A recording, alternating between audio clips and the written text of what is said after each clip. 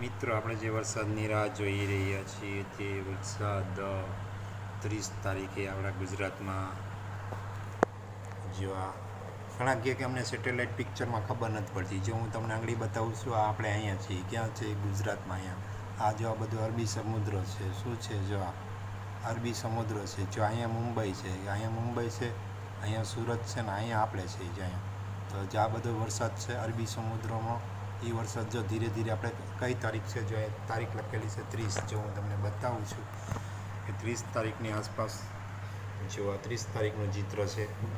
30 તારીખની આસપાસ આપણા ગુજરાતમાં વરસાદમાં વાતાવરણ બળતો આવી જશે.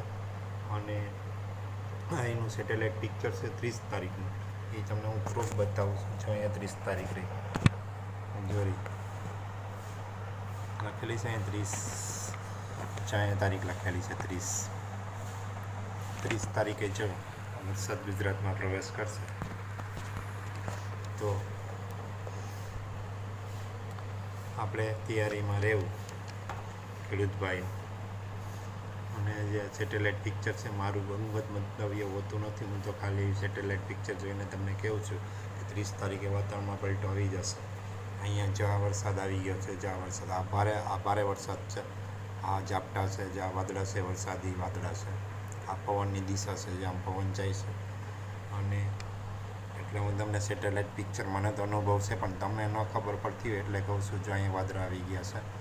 30 તારીખની આસપાસ વરસાદ થવાની શક્યતા રહેલી છે.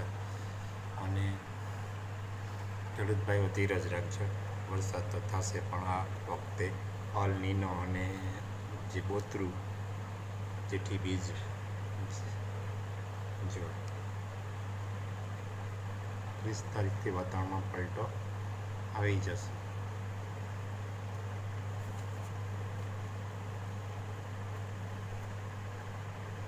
અમે દરરોજ વેબસાઇટ ઉપર નજર રાખી રહ્યા છીએ, વરસાદની વેબસાઇટ ઉપર.